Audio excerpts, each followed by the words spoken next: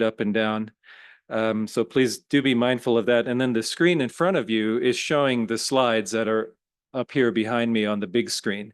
So you can actually see exactly what's there. And so you can talk towards the audience and still see the slides.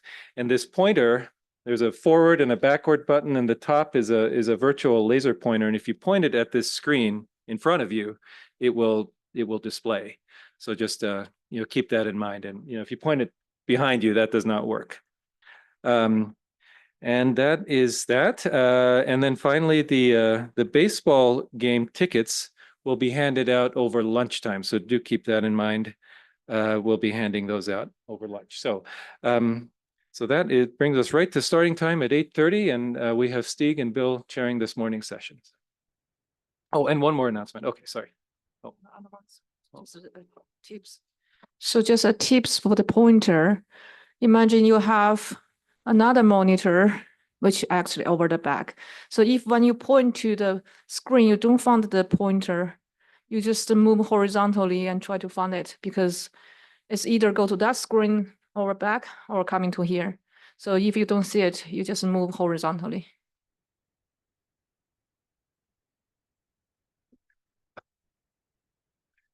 Good morning, everyone, and welcome to the second day of the conference.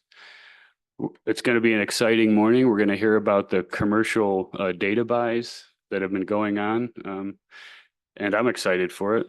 The first talk is an invited talk by Christian Marquardt, and it's about EUMETSAT's commercial RO data service.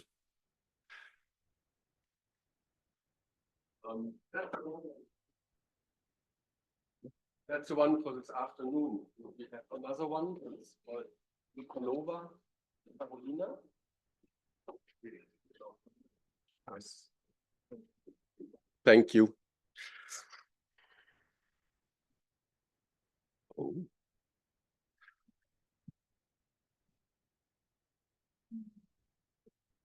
So while we are finding the presentation, I'm not supposed to give this talk. I'm standing in for Karolina Nikolova. Karolina is what we call the technical officer of the commercial RO data buy at EUMETSAT. That is, she is a technical contact point for all things related to the commercial RO data. She's making sure that the data comes in, that the data is processed, that it's monitored, that the numbers are met, and that there is a regular communication with the data provider.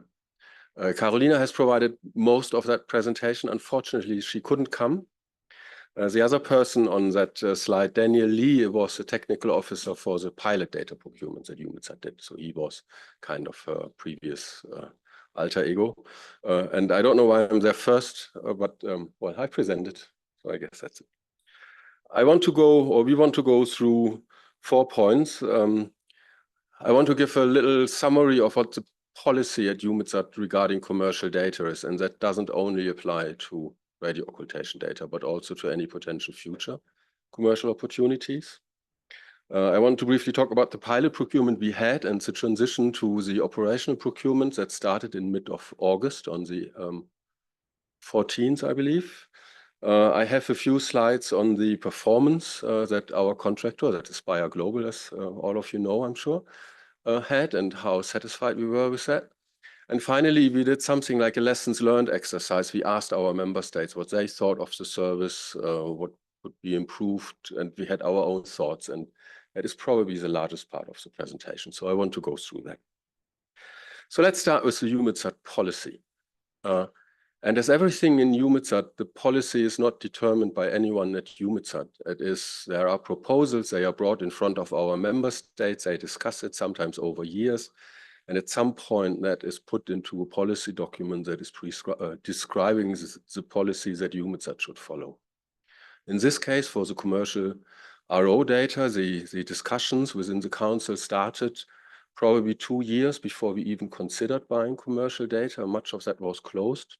But at the end, we had the following data policy first. One of the questions was, is EUMETSAT, which was funded out of ESA in the 1980s to operationally run weather satellites, basically, for Europe, is EUMETSAT the right place to buy commercial data on behalf of its member state?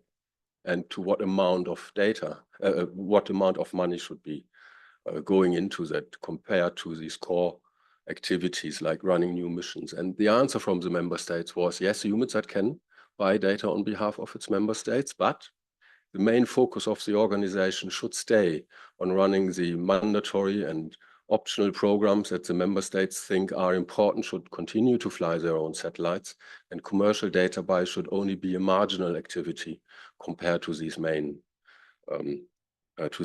programs like EPS, EPS-SG, EPS-Sterna. So the amount of money that is available in Europe for commercial data buys is comparatively small.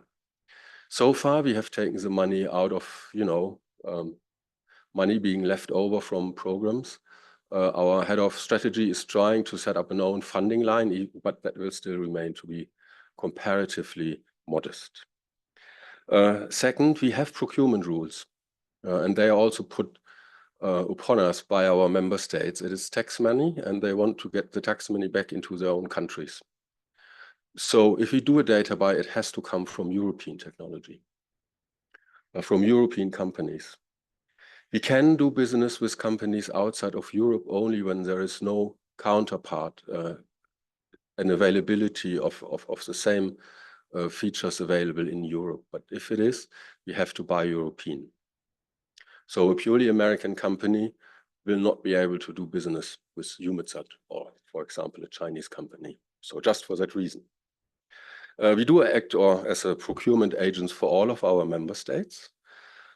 Before we can buy data or even propose buying data, there has to be a demonstration, a practical demonstration, that this data would provide a positive impact on the NWP systems of our member states.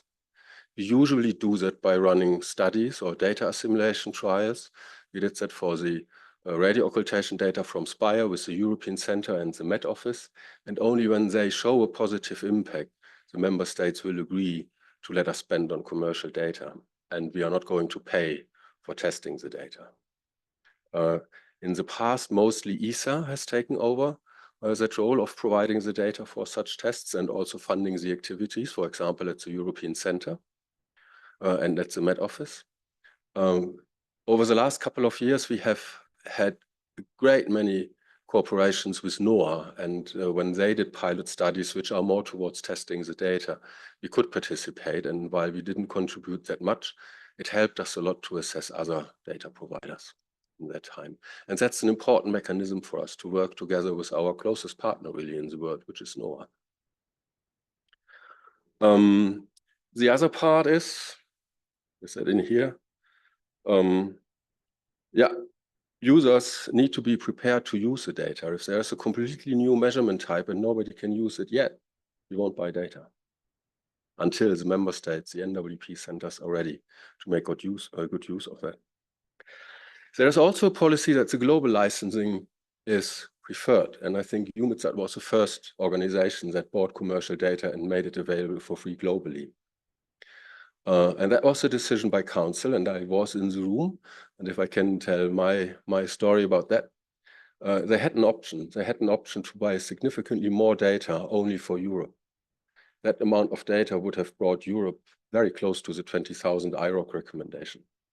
And in that council session, I heard 30 member states unanimously saying, no, we don't want to have that much data if it's only for us. We believe in the WMO principles of sharing data freely and between all members, and we go for the option with a global license, even if that meant much less data. And we were very happy when NOAA took the same route a short while later. And I think both organizations have shown a very good example of, well, at least of how I believe that meteorology and the exchange of satellite data should be handled in the world. So maybe I'm a dreamer, I admit that. But on that day, I was a very happy guy, and people who know me know that I can, complain about my organization quite a lot. But at that day, I made my peace with EUMETSAT and how it works. So the other thing is the market of providers is very small in Europe. There's basically only one. So we have to do a regular market research of what is available in terms of commercial data so that we can reevaluate the cost and potentially provide ITTs to get a different provider if that makes more sense. So that was a long slide. based on that, in 2021, we initiated a pilot project, a data buy with Spire Global, as you know. That was the only data provider in Europe of commercial radio occultation data and still is.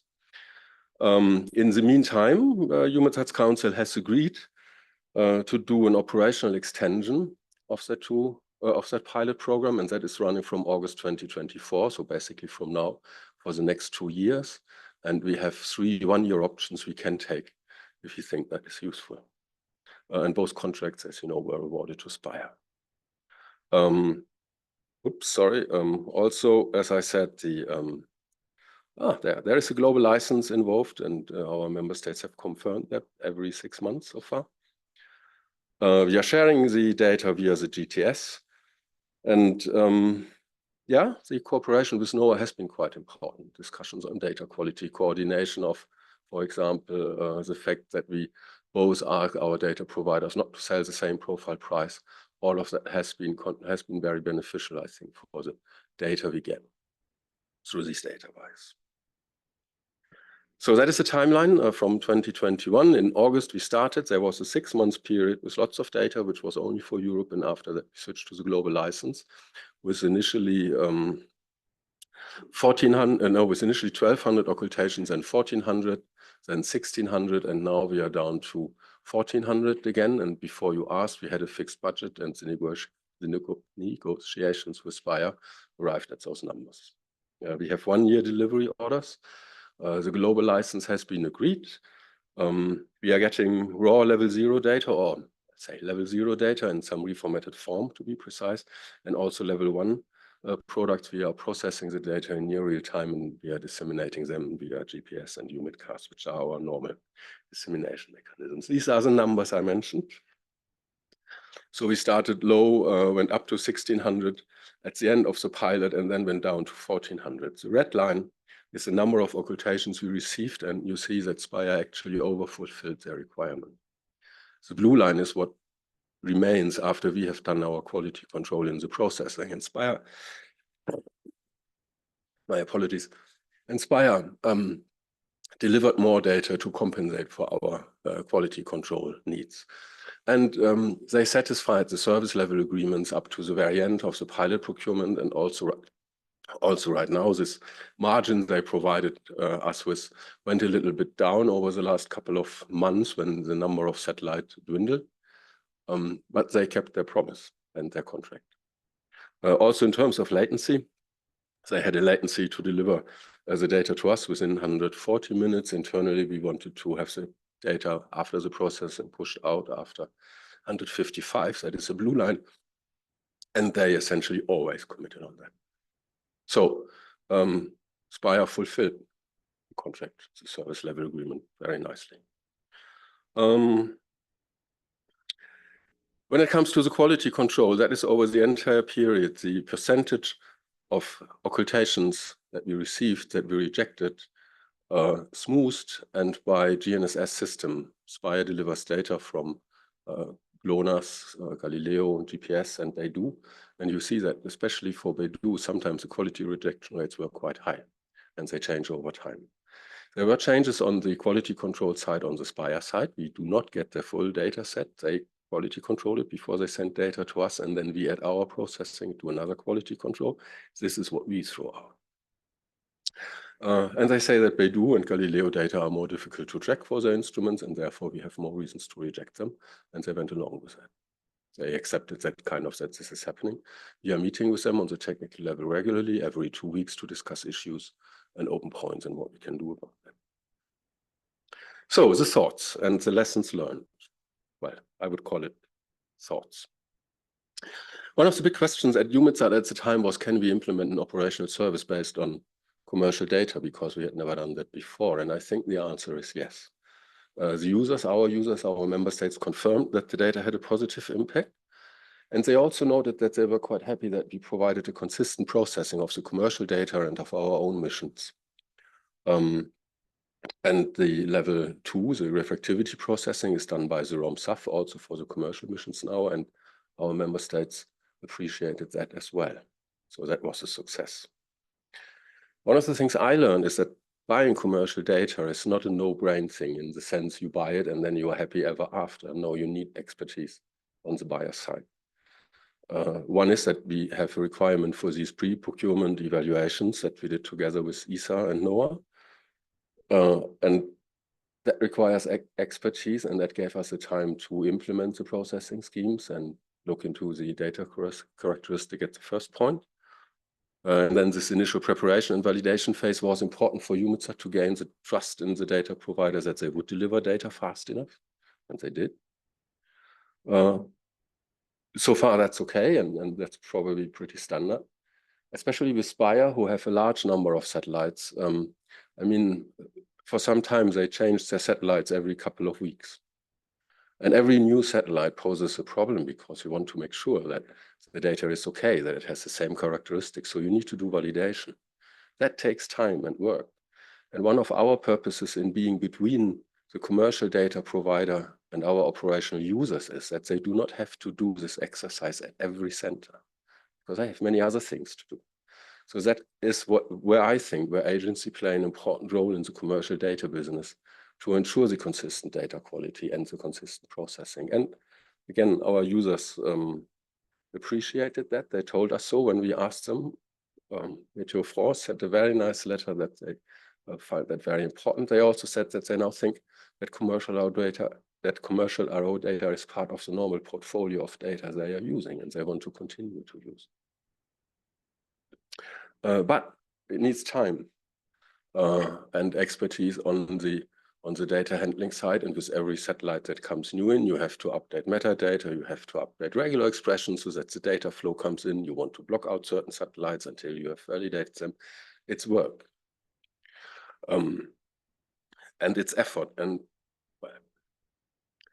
one point that often comes up with commercial data is the issue about, it's about transparency. How transparent is a commercial data buy?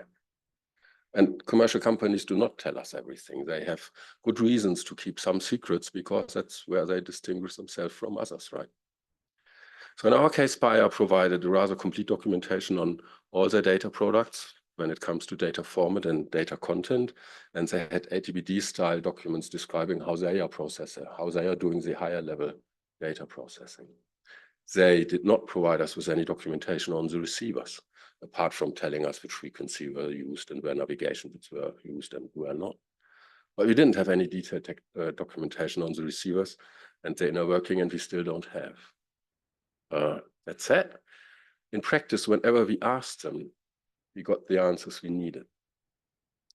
And that led to a phrase in the current context which obliges Spire to provide the information that is necessary to process the data and to understand it. And we can share that information with our users.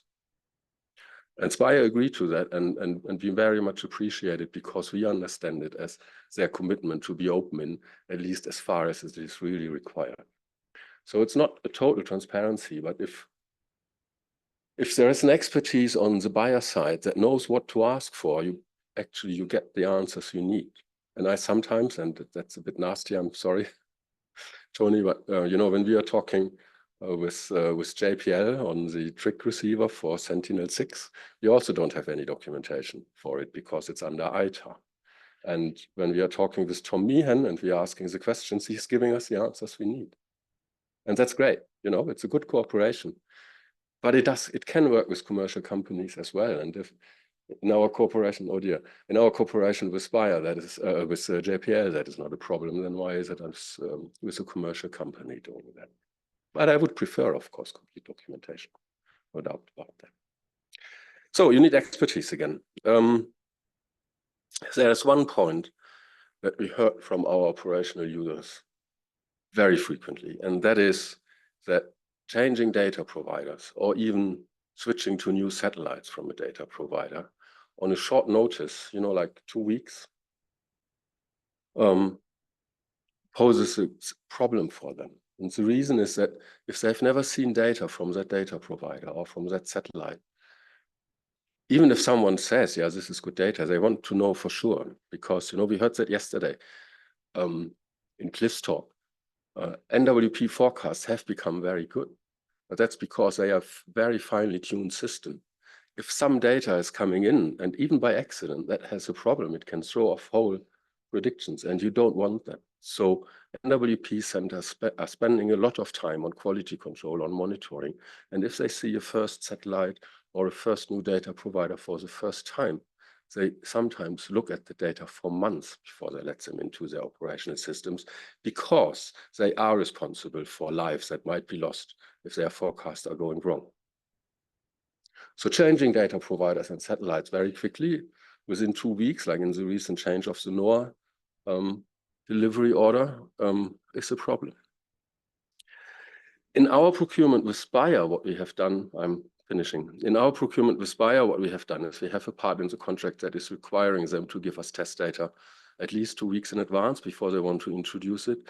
We look at it, we do some kind of quick validation, and if nothing has changed, we are agreeing to accepting those data in our delivery. If not, we talk with them. If there are larger changes, then we need more time, and then we have video conferences with our users in Europe where we are presenting the results and we are asking them, are you happy with that? Can we open up the data flow, or should we work with the data provider? That is good.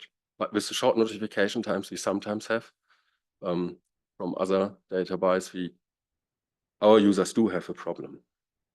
So, summary. We started to buy commercial data. Our users say that's good, and we shall continue if there is money. They have a close eye on that we are meeting their requirements and their needs. When it comes to our pilot, Spire Global Consistency fulfilled its service level agreement with us. We have no complaints there. The technical information was provided, maybe not upfront, but very swiftly whenever we asked for it. We had a few anomalies, things that didn't work, data that wasn't delivery, but we had very good response time and a very active team on the other side fixing these issues and being transparent about what had happened. So that was good. That said, some external events did have an impact on the data we got. When Spire started to deliver data to NOAA, suddenly our portion of Beidou data ramped up like mad because NOAA wouldn't want Beidou data, so we all got them. And over the last couple of months, our numbers went down a little bit as well, but we still stayed over the SLA. The processing and monitoring are, doing it in a similar way for different missions are crucial. That is what our member states told us. They were happy with us doing that. We have by now started to also process the commercial data procured by NOAA for our European members. We are not distributing it further, but for our European member states, they said they would appreciate that, so that we have all the Spire data, all the commercial data consistently processed and quality controlled. The point from my side really is that building an operational data service based on commercial data is possible, but it still requires a lot of expertise on the buyer side. It is not something you spend money and you get everything's great. No, you have to do a little bit more. I listed the point. One of them is to mitigate the potential transparency issues. And then again, this changing providers of commercial data very quickly with short notices only is a problem for our users. And I think there are 3 ways that we can deal with that. One is between the agencies that are buying data to somehow that we can agree on a better way to exchange test data earlier in time. I think commercial data providers could also help by making some test data available in general for everyone when they have a new satellite or when they're doing things like that. And what would also help us, and we got some feedback on that, of course, is that if operational users tell us what they really need to know before they can accept data into their systems, that will help us to fine-tune our validation approaches. Sorry for taking so long. Thank you very much.